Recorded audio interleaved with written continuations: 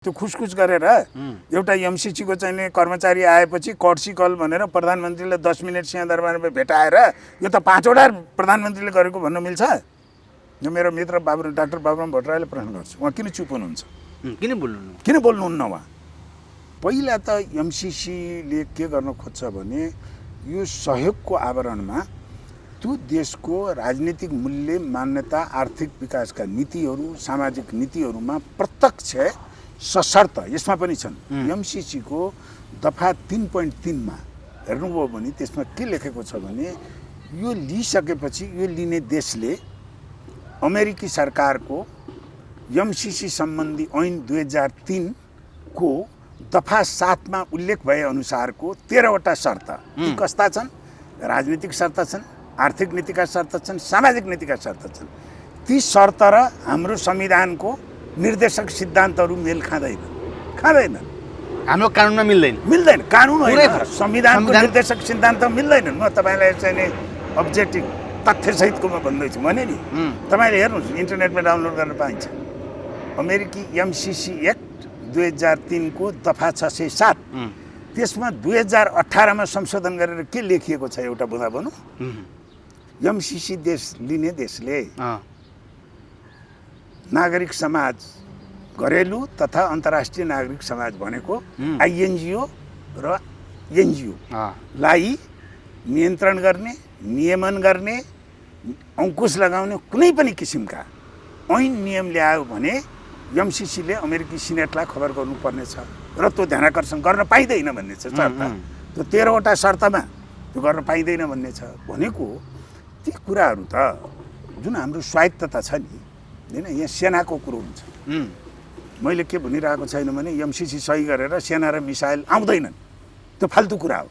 सेना आउँदैन त्यो तर्कले झनै एमसीसीका त्योभन्दा गम्भीर कुरा छन्। यो तपाईँ सेना आएर राष्ट्र सकिने हो र? देशै सिद्ध्याउँछ अमेरिकी सेना आएर जम्मैलाई गोली हान्छ भन्ने। जापानमा त अमेरिकी सेना त बसेकै छ, कोरियामा बसिया छ।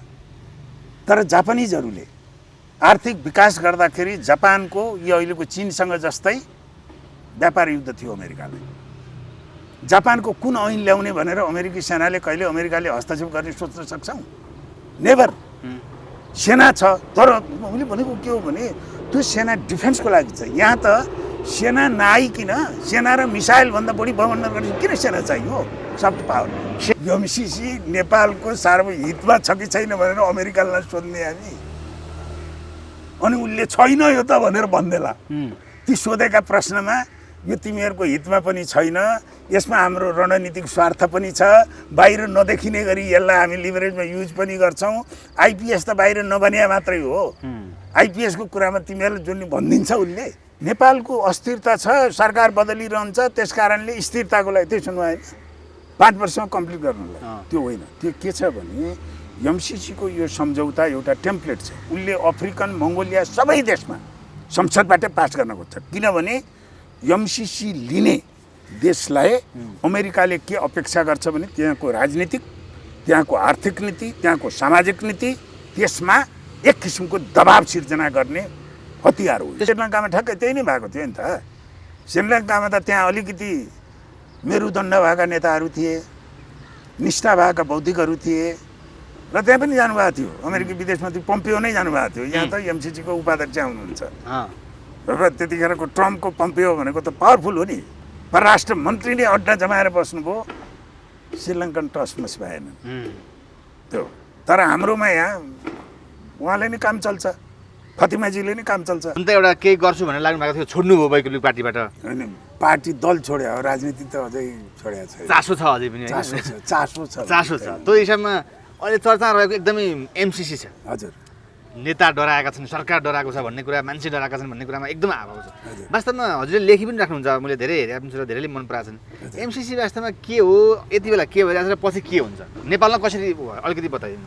होइन, एमसीसी पहिला यो अमेरिकी सरकारले 2003 मा नयाँ ऐन ल्याएर 2004 मा स्थापना गरेको विकास नियोग सम्बन्धी संस्था हो र यसको फिलोसफीमा सुरुमा आउँदाखेरि यो साँच्चीकै विकासशील देशहरूलाई एउटा लोकतन्त्रको, सुशासन, मानव अधिकार, खुला बहुलवादी समाज, निजी सम्पत्तिको प्राधिकार, निजी क्षेत्रलाई प्रवर्धन, होइन, अब यी यावत कुराहरूको जुन हामी अब यो एउटा लोकतान्त्रिक देशको अथवा न्यू लिबरल पनि भन्छन् आलोचना हुन्छ, त्यो कन्सेप्टबाट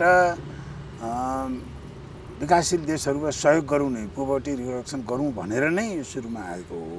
यसको चाहिँ अनुदानसहित पुरै अनुदानसहित आएको हो। तर यो विकासक्रममा यो बिस्तारै यो लागू हुँदै जाँदाखेरि यो के भयो भने यसको बोर्डमा अब अमेरिकाको विदेश मन्त्रालय, रक्षा मन्त्रालय त्यो छन् नै यसको। त्यसले गर्दा अब अमेरिकी तपाईँको चाहिँ बुद्धिजीवीहरू, अमेरिकी राजनीतिज्ञहरूबाट, अमेरिकी कतिपय सिनेटरहरूले सिनेटको हियरिङमा यो चासो देखाएका छन्। पछिल्लो तपाईँको 4-5 वर्ष अगाडिको हेर्नुभयो भने उनीहरूले नै एमसिसीलाई आलोचना गरेछन्। के अर्थमा भने हामीले त यो त अमेरिकाको एउटा सद्भाव बढाउने, उदात्त भावले दिने भनेको यो सहयोगलाई यो हाम्रो स्टेट डिपार्टमेन्टले, डिफेन्स डिपार्टमेन्टले यसलाई रणनीतिक स्वार्थको लागि युज गरिएको छ कतिपय देशमा।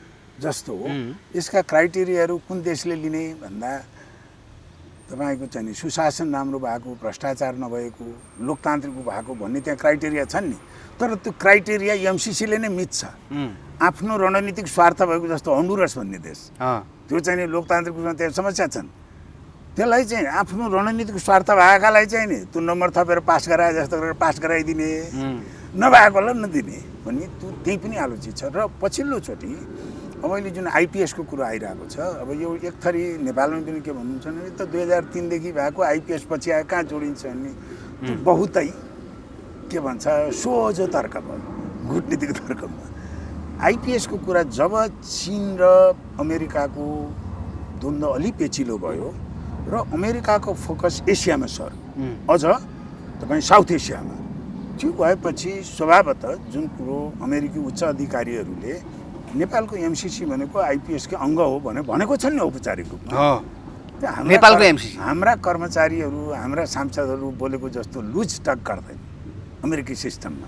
त्यो नभइकन त्यसै झुक्किएर बोले होइन, र त्यो वास्तविकता हो त्यो चाहिँ। र अहिले पछिल्लोचोटि आएर मैले तपाईँलाई के यो एमसिसी के हो भन्दाखेरि, पहिला त एमसिसीले के गर्न खोज्छ भने यो सहयोगको आवरणमा त्यो देशको राजनीतिक मूल्य, मान्यता, आर्थिक विकासका नीतिहरू, सामाजिक नीतिहरूमा प्रत्यक्ष सशर्त यसमा पनि छन्।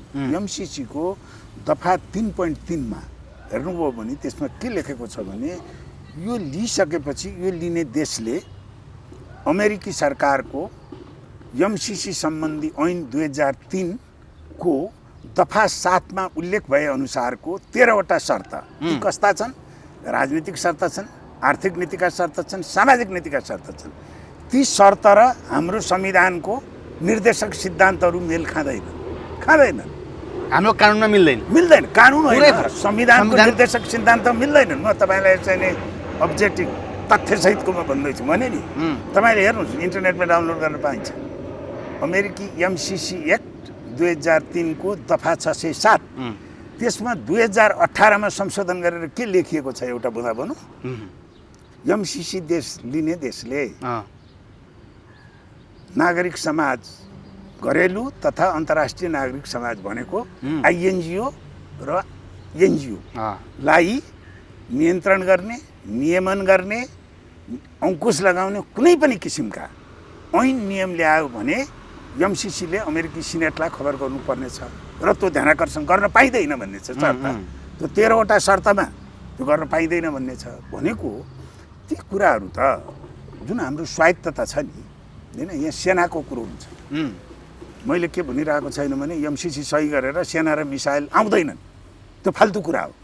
सेना आउँदैन त्यो तर्कले झनै एमसिसीका त्योभन्दा गम्भीर कुरा छन्। यो तपाईँ सेना आएर राष्ट्र सकिने हो र? देशै सिद्ध्याउँछ अमेरिकी सेना र जम्मैलाई गोली हान्छ भन्ने। जापानमा त अमेरिकी सेना त बसेकै छ, कोरियामा बसिया छ। तर जापानिजहरूले आर्थिक विकास गर्दाखेरि जापानको यो अहिलेको चीनसँग जस्तै व्यापार युद्ध थियो अमेरिकालाई। जापानको कुन ऐन ल्याउने भनेर अमेरिकी सेनाले कहिले अमेरिकाले हस्तक्षेप गर्ने सोच्न सक्छौँ? नेभर। सेना छ, तर मैले भनेको के हो भने त्यो सेना डिफेन्सको लागि छ। यहाँ त सेना नआइकन सेना र मिसाइलभन्दा बढी बमण्डल गर्ने किन सेना चाहियो? Soft power. सेनाभन्दा बढी बमण्डल हुन्छ कसरी हुन्छ हो कसरी हुन्छ म तपाईँलाई यही भन्छु म हेर्नुहोस् म विकासको अध्येता हो। नेपालको विकास किन भएन, हाम्रा स्रोत साधन किन हामीसँग भएको पनि काम गर्न सकेनौँ, हाम्रा राष्ट्रिय गौरवका प्रवचन किन हुँदैनन् भन्दा यो 15-20 वर्षदेखि हाम्रो विकासको नीति नै छैन, विकासको मोडेल छैन। के छ? दाताहरूको निर्देशिका छ, आइएनजिओहरूको दबाब छ, सरकारको कुनै पनि बुझे छैन छैन विकासको लागि छैन। विकास नीति त्यो मोडेल भन्न मिल्ने छैन। हरेक सेक्टरमा सुखी नेपाली संविधान नेपाल भन्नेको छैन। त्यो नारा छ, नारा र मोडेल त फरक हो नि त। नारा छ, राजनीतिज्ञहरूको नारा छ, मोडेल छैन। के छ हामीसँग? दाताहरूका शर्त छन्। हरेक आयोजना बनाउँदाखेरि त्यो आयोजनाको उसमा यो गर्न मिल्ने यो नमिल्ने हुँदाहुँदै हामी अहिले आएर त अब केमा आयौँ भने होइन, यी कुराहरूमा जुन मैले तपाईँलाई एउटा उदाहरण दिएँ, अमेरिकी एमसिसी ऐन 2003 का दफा 607 हेर्नु होला होइन, त्यसमा जुन एनजिओ र आइएनजिओको बारेमा ऐन ल्याउन नमिल्ने अथवा ल्यायो भने अमेरिकाको ध्यान आकर्षण हुने भन्ने, त्यो सार्वजनिक सत्ता सम्पन्न देशकोमा त्यस्तोमा सही गर्न मिल्छ मन्त्रीले? ती 13वटा शर्त र हाम्रो संविधानको निर्देश म चुनौती दिन्छु उहाँहरूलाई। नेपाली काङ्ग्रेस एकदम बिपी कोइरालाको पार्टी हो। म नेपाली नागरिक म यो देश किन हुन्छ भनेर म कहिलेकाहीँ सोच्नु पर्यो भने वामपन्थी दलहरू त त्यो चाहिँ मिलिटेन्सीमा शक्तिमा आधारित दल हो, वामपन्थी राजनीति। म नागरिकको हैसियतले एउटा नागरिक स्वतन्त्रता लोकतन्त्रप्रति रुचाउने चेतनशील नागरिकको हिसाबले यो देश रहन्छ रहँदैन पर्यो भने म नेपाली काङ्ग्रेसका नेताहरूसँग भए नेपाली काङ्ग्रेस है यो देशमा। नेपाली काङ्ग्रेस भनेको के हो भने यो देश विकसशील नै गर्न नसके पनि स्टेबिलिटी भन्छ नि, भद्र पार्टी हो, संयमता राख्ने पार्टी हो, जिम्मेवार पार्टी हो।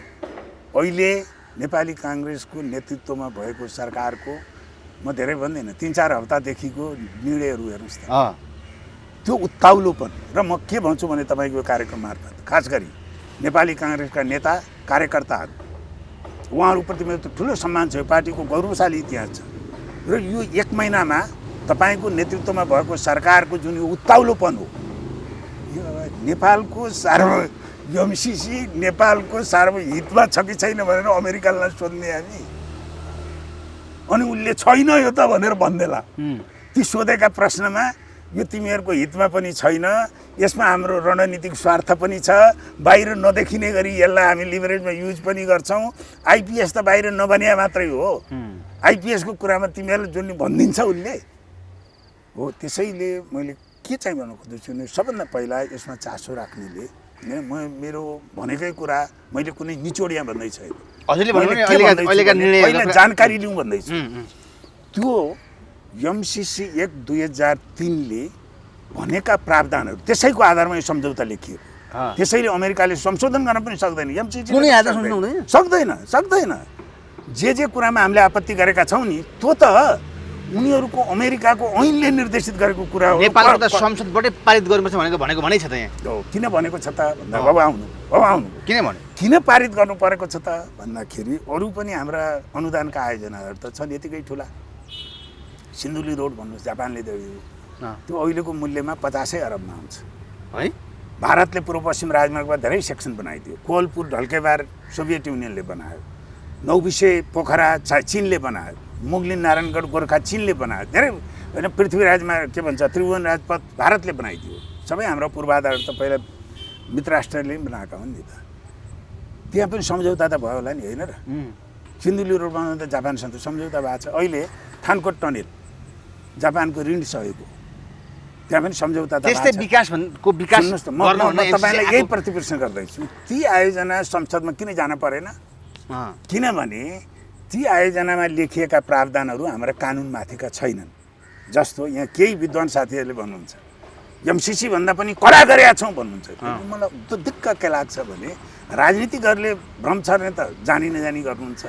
विद्वानहरू एकदम अखबारका सम्पादकहरू उहाँहरूलाई के थाहा छैन, अझ के भन्नुहुन्छ यो अज्ञानीहरूले ज्ञान नभएकाले फैला भन्नुहुन्छ। उहाँलाई थाहा छैन, म उहाँलाई सूचना एजुकेट गर्दैछु। सुन्नुहोस्, दुईटा कुरामा हाम्रा कानुन विदेशीको कानुन लाग्ने गरी हाम्रा विकास आयोजनाहरूमा सम्झौतामा लेखिएको हुन्छ। दुईटा कुरामा एउटा दाताको सहयोगमा भन्ने आयोजनाको सार्वजनिक खरिद ठेक्कापट्टा टेन्डरिङ गर्दा उनीहरूको निर्देशिका लागू हुन्छ भन्ने कुरो हाम्रो सार्वजनिक ऐनको दफा 67 को खले छुट दिएको छ। अर्को ठेक्कापट्टा विवाद भयो भने जस्तो अप्पर त्रिशुली मेलान्ची जस्ता यस्ता आयोजनामा विदेशी ठेकदार हुन्छन्, त्यो ठेक्कापट्टा विवाद भयो भने आयरल्यान्डको कानुन लागू हुने, बेलायतको इङ्ल्यान्डको कानुन लागू हुने, सिङ्गापुरको हुने भन्छ, आर्बिट्रेसन भन्छ कि त्यसलाई। दुईटा ठेक्कापट्टा विवादमा मध्यस्थता भन्छ नि, त्यो हाम्रो मध्यस्थता सम्बन्धी ऐन सायद 2054 होला, त्यसकोमा छुट दिएको छ। यसमा टेकेर सरकारको जिम्मेवार पदमा भएका मान्छेहरू र तपाईँको टिप्पणीकारहरूले के भ्रम गर्नुहुन्छ भने योभन्दा कडा शर्त छन्।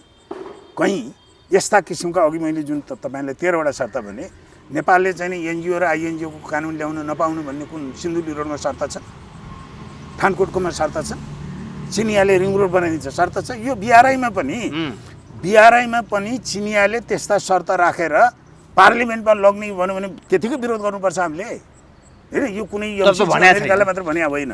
त्यसैले पहिलो कुरा म के अनुरोध गर्न चाहन्छु भने यसमा चासो हुने किन संसदबाटै पारित गर्ने भनौँ एमसिसी किन पर्यो भने त्यहाँ हाम्रो कानुनभन्दा माथि हुने धेरै कुराहरू छन्, धेरै कुरा छन्। जस्तो सायद धारा 5 को 5 मा होला एमसिसीको उसमा, त्यसमा के छ भने एउटा यहाँ फेरि उसको भ्रम फैलाउनेले यसैमा कन्फ्युज गरिदिनु भएको छ। एमसिसी लिने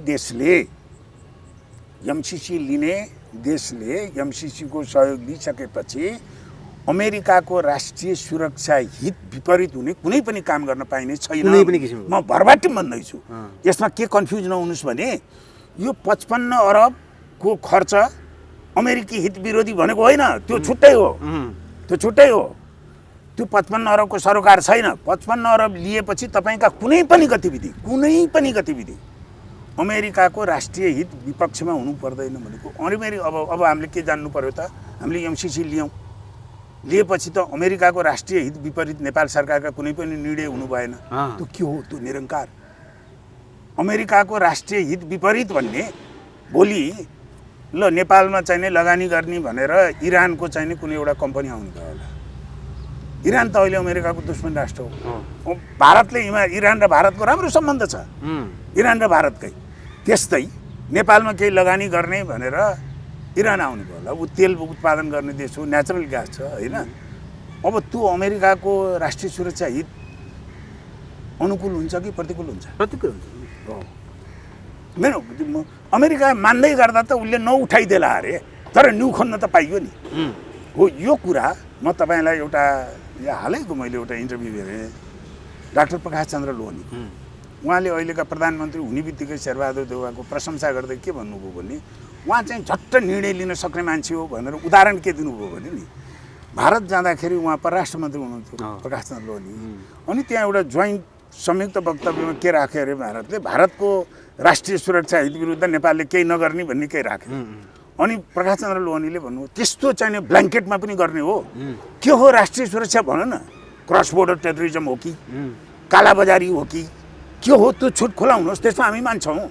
तर यसरी सोलो डोलो अर्काको देशको राष्ट्रिय हित उसले कसरी परिभाषित गरेको छ, त्यस्तो गलपासोमा पर्ने हो।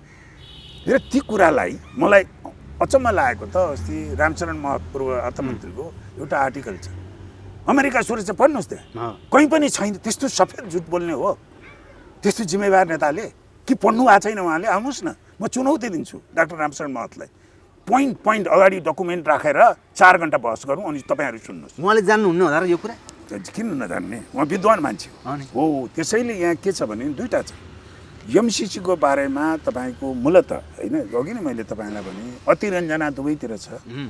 एक थरी नागरिकहरू के हो भने यो बेलामा यस्तो भएपछि साँच्चै, किनकि हाम्रा राजनीतिज्ञहरूप्रति आम नागरिकको विश्वास उडेको छ र एउटा सुपर पावर आउने भएपछि साँच्चैकै सङ्कटमा हो कि भनेर त्यहाँ पनि सेनै आयो, मिसाइलले आयो, अफगानिस्तान बनायो भने त्यो पनि अतिरञ्जना हो।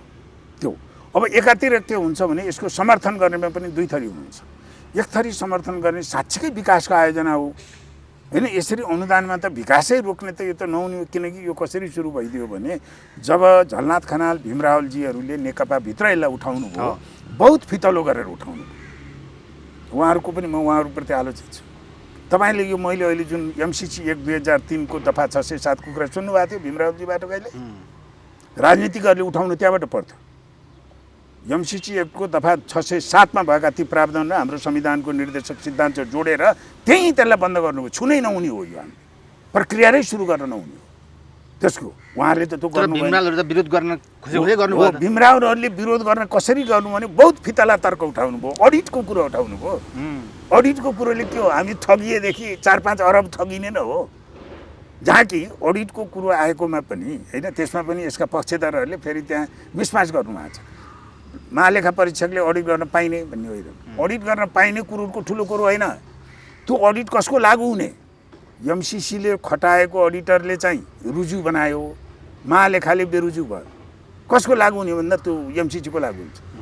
उसले त के लेखिदिएको छ भने नेपालको महालेखा परीक्षकले चाह्यो भने अडिट गर्न सक्ने छ भन्ने। त्यो भोलिन्टरी अडिट गर्ने हो र हाम्रो संवैधानिक निकायकोले हो। त्यसैले यी कुराहरू के हुन् भने यसको कहाँबाट यसको कन्फ्युजन आयो भने एक थरी यसको विरोध गर्नेले खास गरी नेकपाको भीमराव लगायत उहाँहरूले जुन कुरा उठाउनु भयो त्यो गलत भनेको होइन, बहुत फितला कुरा उठाउनु भयो। सैद्धान्तिक रूपमा यसको जरोमा गएर यसलाई के भन्नु पर्थ्यो भने यो प्रक्रिया सुरु हुने नै हो हाम्रो लागि असान्दर्भिक हो। जुन कुरा अब यहाँ यो तर्क गर्दाखेरि यसका पक्षधरले के भन्नुहुन्छ भने ल 40वटा देशले लिइसके, मङ्गोलियाले लियो, फिलिपिन्सले लियो, इन्डोनेसियाले लियो, अफ्रिकाका देशले लिए, हामीले लिन नहुने भन्ने हो। यहाँनिर कुरा हो, हामी अफ्रिकन देश जस्तो हाम्रो भू राजनीतिक कुरो होइन। अफ्रिकी देशहरूको उनीहरूको छुट्टै कन्टेक्स्ट छ र गरिब देशहरूले उनीहरूले लिए, हामीसँग मिल्ने। श्रीलङ्काले किन लिएन, श्रीलङ्काले किन लिएन? तपाईँ मङ्गोलियाको कुरा आउँछ, मङ्गोलियाको सुन्नुहोस्। मङ्गोलियाको र चिनको दौत्य सम्बन्ध स्थापना भएको सायद 89-90 हो। चिनसँग राम्रो सम्बन्ध छैन मङ्गोलियाको अझै पनि, उसको सोभियत युनियनसँग थियो पहिला, अहिलेको रसियाको। र मङ्गोलियामा पहिला एमसिसीको प्रोजेक्ट रेलवेको थियो। सोभियत युनियनले कम्प्लेन गर्यो त्यो किनकि यी सबै भू राजनीतिक कनेक्सन त कुनै न कुनै हुन्छ। अनि रेलवेको आयोजना क्यान्सल गरेर खानेपानीको गर्यो हो। यसको विरोध पनि तपाईँ ट्रान्समिसन लाइनको नभइकन यहाँ खानेपानीको हुन्थ्यो, कुनै एउटा हाइड्रो पावर जेनेरेट गर्नेको हुन्थ्यो भने यो लेभलको इम्प्लिकेसन हुँदैन थियो। किनकि ट्रान्समिसन लाइन भनेको त्यो के हो भने त्यो रणनीतिक महत्त्वको पूर्वाधार पर्छ। त्यसैले यी सबै कुराहरू जुन चाहिँ तपाईँको सरकार पक्षका तर्कहरू छन्, अफ्रिकन कन्ट्रीले 40वटाले लिए, हामीले लिँदा के हुन्छ भन्ने हाम्रो भू राजनीतिक संवेदनशीलता, हाम्रो अवस्था र उनीहरूको एउटा हेर्नु पर्यो हो। हाम्रो मिल्ने कुनसँग हो, श्रीलङ्कासँग हो, दक्षिण एसियाको। श्रीलङ्काले किन लिएन, त्यसमा मात्रै हामीले कुरा गरौँ भने पनि उत्तर आउँछ। र अघि तपाईँले उठाउनु भएको कुरो यो आयोजना संसदमा किन जानुपर्ने भन्ने कुरामा धेरै सरकार पक्ष र एमसिसीका पक्षधरहरूका धेरै ढाँट कुरा छन्। एक नम्बर ढाँट कुरा यसको सुरु भएपछि केमा ल्याउनु भयो भने के तर्क आयो भने अमेरिकाको संसदले पास गर्यो, त्यसैले नेपालले पास गर्नु, त्यही सुन्नुभयो हो? मैले त त्यही सुने हो। त्यो 100% ढाँट कुरा हो, अमेरिकाको ढाँट कुरा हो। किन ढाँट कुरा हो भने त्यही एमसिसी एक्टको व्यवस्था अनुसार के छ भने संसदबाट पास हुने होइन। एमसिसी बोर्डले कुनै डेभलपिङ कन्ट्रीलाई यो सहयोग दिने भनेपछि त्यो बोर्डले अमेरिकी कङ्ग्रेसको वैदेशिक मामला सम्बन्धी कमिटी हुन्छ नि, जुन अप्रोप्रिएट हामी संसदीय समिति भन्छौँ नि, त्यसलाई खबर गर्ने हो, सूचित गर्ने हो। अब यहाँ त के गर्यो, पुरै अमेरिकी संसदले ताली बजाएर पुरै हाउसले पास गरेको भन्ने भ्रम दियो नि पहिला। अब त्यसपछि त्यो भ्रम बेलुन फुट्यो, त्यसपछि केमा झर्नुभयो भने होइन होइन नेपालको अस्थिरता छ, सरकार बदलिरहन्छ, त्यस कारणले स्थिरताको लागि त्यही सुन्नु होइन 5 वर्षमा कम्प्लिट गर्नुलाई, त्यो होइन। त्यो के छ भने एमसिसीको यो सम्झौता एउटा टेम्प्लेट छ। उनले अफ्रिकन, मङ्गोलिया सबै देशमा संसदबाटै पास गर्न खोज्छ। किनभने एमसिसी लिने देशलाई अमेरिकाले के अपेक्षा गर्छ भने त्यहाँको राजनीतिक, त्यहाँको आर्थिक नीति, त्यहाँको सामाजिक नीति, त्यसमा एक किसिमको दबाब सिर्जना गर्ने हतियार हो। त्यसो भए अहिले आएर देउबा सरकारको पालामा चाहिँ तपाईँ जस्ता बोल्ने मान्छेलाई पनि एमसिसीको विरोध नगर्नु भनेर उर्दै जारी गरेको छ गृह मन्त्रालयले। किन डर लाग्दैन, किन यसो गर? होइन, अब त्यो मैले देखेँ गृह मन्त्रालयको, त्योभन्दा दिगदार लाग्दो कुरो केही पनि होइन। बरु अघिल्लो ओलीको सरकारमा भएको थिएन यस्तो। होइन होइन, ओलीको सरकारमा पनि उहाँले पनि अब पारदर्शी उहाँको देखिएन। अहिले पनि केपी ओलीजी के हो भन्ने मलाई थाहा छैन। अहिले त पास हुनु हुँदैन भन्ने उहाँको पार्टी हो कि जस्तो देखिन्छ होइन। त्यसैले यो कुरा हाम्रो राजनीतिक दलहरूको नेताहरूको शैलीले कस्तो भयो भने अमेरिका हाम्रो मित्र राष्ट्र हो होइन। म पनि कोही पनि हामी चाहँदैनौँ कि अमेरिकासँगको सम्बन्ध नराम्रो होस् होइन। यो नेपालको संयुक्त राष्ट्रसँग सदस्यता लिनलाई दुईचोटि सोभियत युनियनले भिटो लगाउँदा पनि अमेरिकाको सहयोगबाटै हामी अन्तर्राष्ट्रिय मञ्चमा गएका हौँ होइन। र सबै देशको सहयोग हामीलाई चाहन्छ। यो अनुदानको विरोध हुँदै होइन, यो ट्रान्समिसन लाइनको विरोध हुँदै होइन, यो सम्झौताको त्यो सम्झौतामा जे लेखिएका छन् ती कुराको हाम्रो राजनीतिक तहमा यसको राजनैतिक अर्थ छ, यसको राजनीतिक अर्थ छ। सही गर्नुभन्दा पहिला ज्ञानेन्द्र बहादुर कार्कीले सही गर्न जानुभन्दा पहिला छलफल गर्नुभयो। म उहाँलाई चुनौती दिएर सोध्छु, यस्तो गुरुत्वको सम्झौता जुन संसदबाट पास भएपछि अन्तर्राष्ट्रिय सन्धिको रूपमा अनन्तकालसम्म रहन्छन् केही धारा, अनन्तकालसम्म 5 वर्षमा सिद्धिने होइन। एउटा शक्ति राष्ट्रसँग अमेरिका जस्तो देशसँग यस्तो सन्धि गर्दा तपाईँहरूले नेपाली काङ्ग्रेसले केन्द्रीय समितिमा छलफल गर्नुभयो, माओवादी केन्द्रले केन्द्रीय समितिमा छलफल गर्नुभयो, नेकपाले गर्नुभयो। त्यो खुसखुस गरेर एउटा एमसिसीको चाहिँ कर्मचारी आएपछि कर्सी कल भनेर प्रधानमन्त्रीले 10 मिनट सिंहदरबारमा भेटाएर यो त 5वटा प्रधानमन्त्रीले गरेको भन्न मिल्छ? यो मेरो मित्र डाक्टर बाबुराम भट्टराईले प्रश्न गर्छु, उहाँ किन चुप हुनुहुन्छ? किन बोल्नुहुन्न? उहाँको नियत, मैले राजनीतिज्ञ नियतहरूमा बहुत कम क्वेसन गर्छु, हाम्रा नेताहरूकोमा धेरै सम्मान छ। तर यसले के गरिदिएको छ भने एमसिसीले होइन, यो आउला नआउला के होला होइन, आएछ भने पनि हाम्रो राजनीतिज्ञहरूले मान्नुभयो, हाम्रो सार्वभौमिक संसदले पास गरेछ भने म मान्छु। म ल अबाइडिङ सिटिजन हुँ। म यसको चाहिँ तपाईँको झन्डा लिएर यसको विरोधमा या जाने भन्ने म होइन। यो पास नभइन्जेल मेरो दायित्व के हो भने पास नभइन्जेल हाम्रा नेता कार्यकर्ता आम नागरिकलाई सूचित गर्ने मेरो दायित्व। तपाईँहरूले एमसिसीको विरोध गर्न खोज्दा किन गृह मन्त्रालयले जारी गरेर सूचना? जब कि होइन, मलाई भन्नुहुन्छ मैले त विरोध पनि गरेको छैन, मैले त आलोचना गरेको। मैले त के भनेको छु भने हाम्रो प्रधानमन्त्रीज्यू, सामान्य प्रधानमन्त्रीज्यू, मन्त्रीहरू, नेताहरूलाई मैले सूचना दिइरहेको छु। र म अझै पनि के भन्छु भने उहाँहरूको भन्दा मैले यो चाहिँ केपी ओलीले तत्कालीन नेकपाको केन्द्रीय समितिलाई ब्रिफिङ गर्दा उहाँको मैले युट्युबमा हेरेँ भिडियो, त्यो उहाँले कागज पढ्नु भएको छ कि उहाँका सल्लाहकारहरूले बनाइदिएको होइन, त्यो चाहिँ विज्ञापनको शैलीमा होइन, यो हाम्रो हितमा छ, यो नभई नहुने हो यस्तो भन्ने पढ्नु भएको छ। त्यसैले समस्या हाम्रो पोलिटिसियनको भन्दा पनि त्योभन्दा तल्लो तहको म जस्ता पेसाकर्मी छन् नि कति, उहाँहरूले हामीले चाहिँ गुमराहमा राखिदिएछौँ।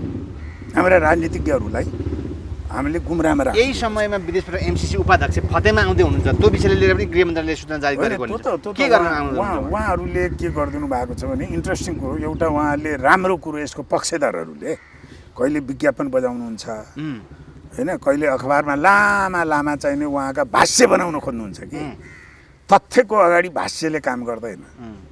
तथ्यको अगाडि भाष्यले, म तपाईँलाई भाष्य भनिरहेको छैन, उहाँहरू इन्ट्रेस्टिङ भनेर आउनुहोस्, म त्यसको अगाडि राखेर एमसिसी 1/2003 र एमसिसी कम्प्याक्ट र इम्प्लिमेन्टेसनको त्यसका बुँदा राखेर घन्टो बहस गरौँ। र म के कुरामा उदार छु भने तपाईँहरूको मेरो गलत सूचना रहेछ, मेरो तथ्य गलत रहेछ भने म मेरो राय बदल्नलाई किन आउन लाग्नु भएको छ भने उहाँ अहिले किन आउन लाग्दै हुनुहुन्छ भने यसलाई अहिले जुन अहिलेको वर्तमान प्रधानमन्त्रीज्यू शेरबहादुर देउवा उहाँ प्रतिपक्षमा हुँदा पनि निरन्तर रूपमा उहाँले यसलाई पास गर्नुपर्छ भनेर लागिरहनु भएको छ।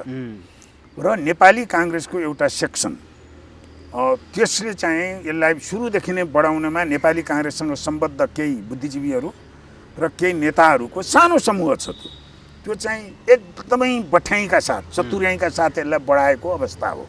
त्यसैले हुनसक्छ अब एमसिसीले अब यसलाई चाहिँ उहाँहरूको सक्दो त यसलाई पास गरौँ भन्ने उहाँहरूको आफ्नो स्वार्थको हिसाबले त हेर्ने हो।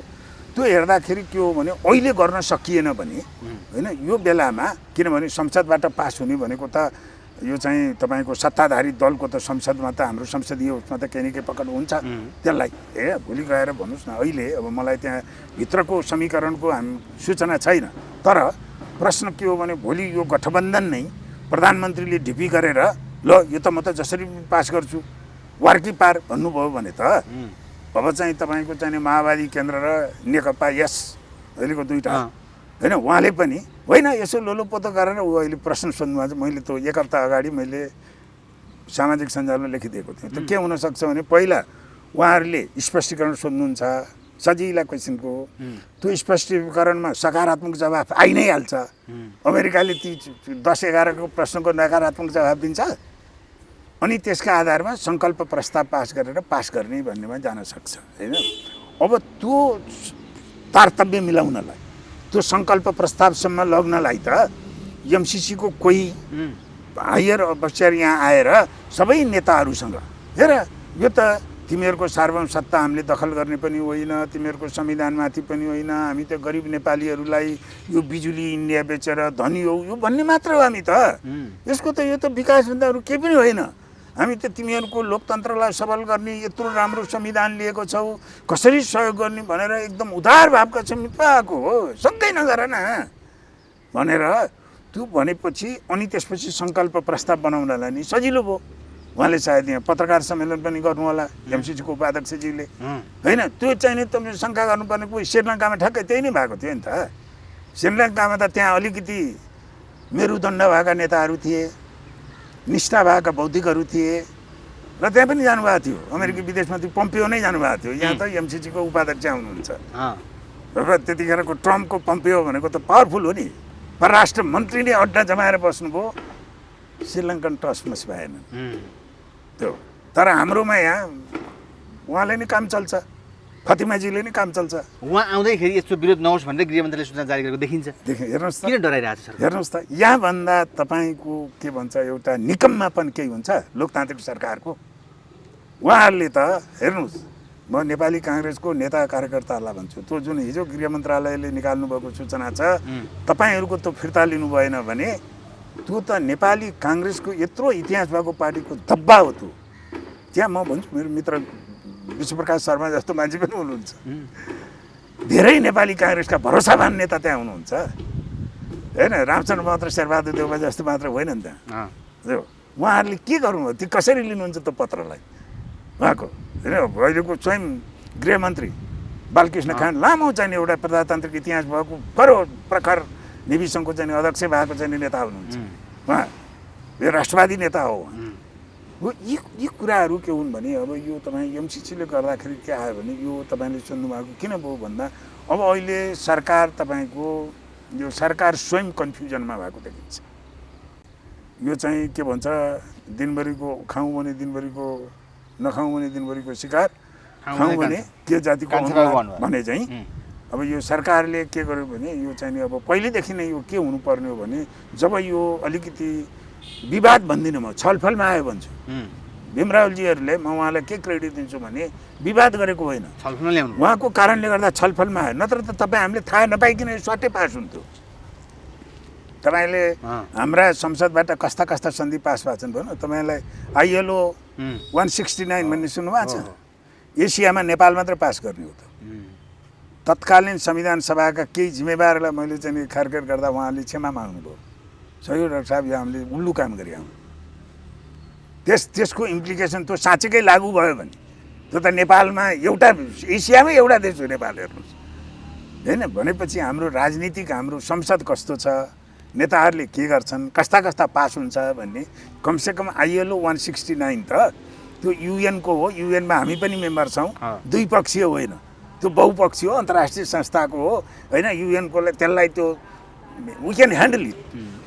तर यो त अमेरिका भनेको त संसारको सुपर पावर र अहिले हाम्रो छिमेकीसँग एउटा छिमेकीसँग अलि मिलाप हो कि जस्तो छ, अर्को छिमेकीसँग द्वन्द्वको अवस्था छ र त्यस्तो किसिमको सन्धि सम्झौता पार्लियामेन्टबाट गुपचुपमा यति छलफल नभइकन उहाँहरूले त यो त ज्ञानेन्द्रबहादुर कार्कीले सही गरिसकेपछि त कृष्णबहादुर महराले नरोकेको भए त उहिले हामीलाई थाहै नभइकन टेबल हटाएर पास हुने रहेछ नि त। केपी ओलीको त यसको पक्षमै हुनुहुन्थ्यो, युवराज खतिवडा अर्थमन्त्री यो लबिङ गर्नेमै हुनुहुन्छ। अग्नि सापकोटा चाहिँ मान्नुभएको थिएन नि? हजुर, अग्नि सापकोटाले चाहिँ किन मान्नुभएको थिएन? होइन, अब उहाँहरूको बिचमा मैले पाएको सूचना के हो भने एमाले भित्र पनि अब माओवादी भइहाल्यो, माओवादी केन्द्रको त धेरै जसो उहाँहरू विरोधीमा हुनुहुन्थ्यो, एमाले भित्र पनि नेपाली काङ्ग्रेसभित्र पनि यो डिभाइडेड हाउस छ। र यो कसरी आएको भने हेर्नुहोस्, सुरुमा अर्थ मन्त्रालयको कर्मचारी वृत्तमा म उहाँहरूको नियतमा क्वेसन गर्दिनँ, 50 करोड डलर अनुदानमा आउँछ भनेपछि वैदेशिक महाशाखाको सहसचिव आकर्षित हुनु स्वाभाविक हो। अर्थ सचिव आकर्षित हुनु स्वाभाविक हो। लिउँ भन्नु, किनभने उहाँहरू परराष्ट्रविद हुँदैन, यसको जियो पोलिटिकल यो गर्ने काम पनि होइन कर्मचारी। तर हामी कहाँनिर चुक्यौँ भने नि, उहाँहरूले के भन्नु पर्थ्यो भने यसको 2012मा यसको प्रोसेस जुन डाक्टर बाबुराम भट्टराई विद्वान मन्त्री अर्थमन्त्री हुनुहुन्थ्यो, त्यो बेलामा हामीले यो अलिकति यसको पृष्ठभूमि गरेर हेरेर, अघि जुन मैले तपाईँलाई अमेरिकी एमसिसी एक्ट 2003 को प्रावधानहरू भने त्यो खर्र एक स्वरूप पढेर यो लिने देशबाट अमेरिकाले के अपेक्षा गरेको भने त्यहाँ स्पष्ट देखिन्छ। हेर्नुहोस् होइन, कानुनमाथि छ, त्यहाँ धेरै सुरक्षा अमेरिकी सुरक्षाका चासोहरू त्यहाँ बनिसकेपछि अनेक अमेरिकी हित विपरीत नहुने अमेरिकी कानुन, उहाँहरू सबै झुट बोल्नुहुन्छ। मैले तपाईँलाई फेरि भने यो सम्झौताको दफा 3.3 भन्नु, हेर्नुहोस् अमेरिकी एमसिसी एक्ट 2003 को दफा 3.3 का सबै शर्तहरू चाहिँ यो लिने देशले मान्नुपर्छ भनेपछि अमेरिकी कानुन लागू भयो कि भएन? उहाँहरू सफेद भन्नुहुन्छ अमेरिकी कानुन लागू हुने कुरो छैन भन्नुहुन्छ। त्यो कुराहरू हो। त्यो कुरा सुरुमै हाम्रो कर्मचारी वृत्तले के भनिदिनु पर्थ्यो भने, हेर्नुहोस् है, पैसा त ठुलै आउँदैछ, तर यसका अलिकति यो त चाहिने अलिक शर्तहरू त कडा छन्, राजनीतिक शर्त छन्, नीतिगत शर्त छन्, सामाजिक नीतिका शर्त छन्। होइन, यी एनजिओको हाम्रो बहस छैन, अहिले आइरहेको छ। एनजिओलाई अङ्कुश लगाउनुपर्छ भने भारतले 2003मा थाहै नदिकन एनजिओ साना उसको लागि बजेट भाषणबाट फेज आउट गरिदियो। नेपाल जस्तो चाहिँ छटाउने छन् भारतमा? लु त तपाईँ त्यहाँ $1 मिलियन लिएर गएर मिडिया प्रोजेक्ट चलाउँछु भनेर पाउनुहुन्छ हो। त्यसैले सुरुमा नै यसको प्रक्रिया सुरु हुने बेलामा नै 2012मा नै हाम्रो कर्मचारी वृत्तले के भन्नु पर्थ्यो भने, हेर्नुहोस् पैसा त यो अनुदान हो, तर यसको राजनीतिको के हो, तपाईँहरू सबै पोलिटिकल पार्टीहरूले छलफल गर्नुहोस् है, यसको पछि विवादमा आउन सक्छ भनेपछि हाम्रा पार्टीहरूले त्यसलाई ठिकठाकसँग बुझेको भए हामीले के भन्नु पर्थ्यो भने अमेरिकालाई नो थ्याङ्क यू भन्नु पर्थ्यो। तपाईँहरूको सद्भावको लागि ठिक छ, हाम्रो स्वास्थ्यमा सहयोग गर्नुहोस्, हेल्थमा गर्नुहोस्। अहिले युएसआइडीले गरिरहेको छ नि त, कतिपय राम्रा धेरै अमेरिका त हाम्रो चाहिँ विकास साझेदार हो नि पहिलेदेखिको, त्यसैलाई निरन्तरता दिनुहोस्। यसमा चाहिँ अलिक जटिलता रहेछ, पछि विवाद होला भनेर नो भन्नुपर्ने थियो। अब त्यसलाई बढाउँदै बढाउँदै बढाउँदै ल्याइयो। त्यो बढाउनेमा अघि नै मैले तपाईँलाई भने दुईवटा देखिन्छ। एउटा ओपन उसले चाहिने नियतमा खराब होइन, गैर सूचित भएर यो यसको प्रभाव के होला भन्ने थाहा नपाएर खास गरी कर्मचारी वृत्तको साथीहरूले यसलाई बढाउनु भयो। अनि यतापट्टि राजनीतिक वृत्तको जो खास गरी नेपाली काङ्ग्रेसको एउटा सेक्सन, उहाँहरूले खुला रूपमा अब असंलग्न परराष्ट्र नीति नै छोड्नुपर्छ भन्ने आइसक्यो त बस। अहिले आएर त केपीओलीले पनि शेरबहादुर देवलाई तपाईँ अब के गर्नुहुन्छ एमसिसी भनेर प्रश्न गर्न थालिसकिन्? नहीं थाले। किन त्यसो गर्न थाले? होइन, त्यो त उनले किन थाले भने अब केपीओलीको त प्रश्न त अहिलेको सरकारलाई अप्ठ्यारो पार्ने त्यो राजनीतिक उसको होला उहाँको, होइन? किनभने उहाँलाई जसरी सत्ताबाट हटाइएपछि एमालेलाई जसरी अध्यादेश ल्याएर फोरेर लिएर गइयो भनेपछि अहिलेको सरकारप्रति अब केपीओलीको आफ्नै शिकायत पनि छ, होइन? त्यो हुँदा अब उहाँले अब एउटा सरकारलाई अप्ठ्यारो पार्नेले भन्नुभयो नि सर्व उसमा, होइन? एमालेको सहयोग चाहिँदैन, तपाईँहरूसँग त 165 जना छ, त्यहीँबाट पास गर्नुहोस् न भनेपछि त्यो उहाँले सङ्केत गर्नुभएको शेरबहादुर देवलाई होइन, उहाँले सङ्केत गर्नुभएको प्रचण्ड र माधव नेपाललाई। अस्ति त एमसिसीको विरोध गर्नुभएको थियो, अहिले एमसिसी सपोर्ट गर्ने नारिएर बस्नु भएको छ, गरी देखाउनुहोस् न भन्ने त्यो एउटा घुर्की जस्तो हुन्छ नि, होइन? त्यो पनि वाञ्छनीय होइन। केपीओलीले पनि अहिले के भन्नुपर्ने हो भने उहाँले स्पष्ट अन द रेकर्डमा प्रधानमन्त्री हुँदाखेरि एमसिसीको पैरवी गरेका प्रमाणहरू छन्, भिडियोहरू छन्। त्यो भएपछि उहाँले अहिले के भन्नु पर्थ्यो भने म प्रधानमन्त्री हुँदाखेरि चाहिँ एउटा अविच्छिन्न सरकारको निरन्तरता हुँदा म पनि झुक्किएको रहेछु, मलाई पनि गलत ब्रिफिङ रहेछ, मलाई यो अनुदान मात्रै भनियो, त्यो हुँदा म विकासको लागि चाहिन्छ भनेर भने, म त्यसमा चाहिँ नि आलोचित छु, त्यो मात्रै कुरो रहन्छ, कुरो निकै गहिरो रहेछ। र अब अहिले चाहिँ यी कुरामा संशोधन नभइकन म चाहिँ नि भीम रावल, त्यतिखेर मेरो विपक्षमा हुनुहुन्थ्यो साथी, त्यतिखेर म भीम रावलको रिपोर्टलाई त उहाँले खारिज गरे होइन, अहिले चाहिँ म त्यो रिपोर्ट म चाहिँ नि आत्मसात गर्छु र भनेर उहाँ आलोचित हुनुपर्छ।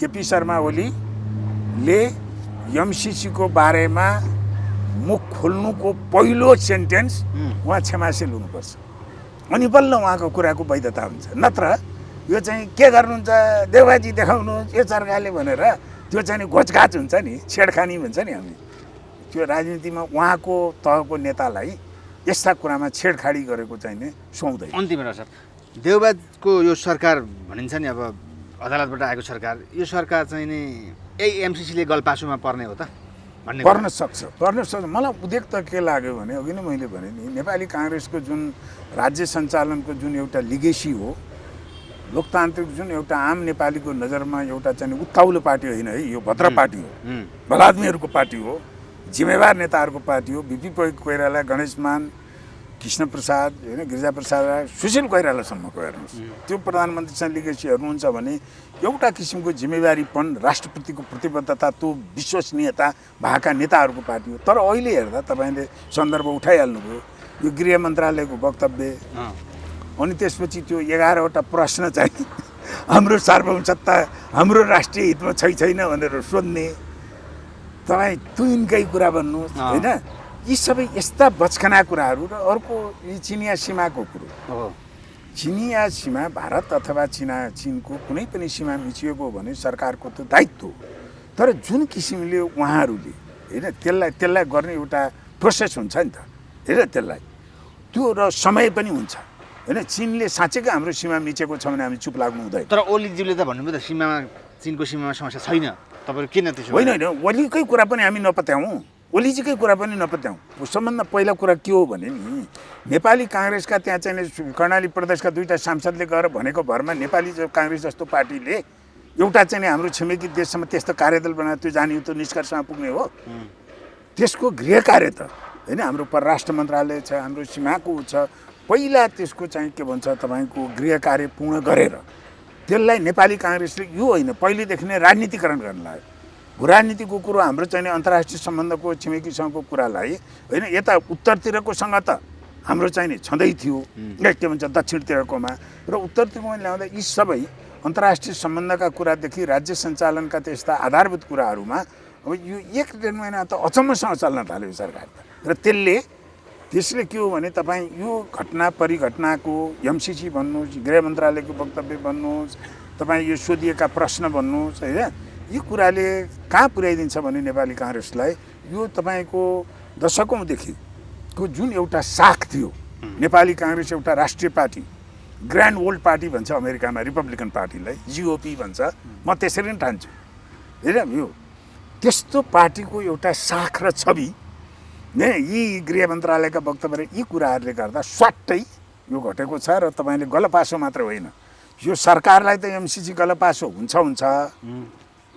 सामान्य प्रधानमन्त्री शेरबहादुर देउवाको सरकारलाई त्यो मात्र नभएर अहिले नेपाली काङ्ग्रेस किन बोल्दैन यो कुरा, यत्रो कुरा नेपाली काङ्ग्रेस केन्द्रीय समितिमा किन छलफल हुँदैन?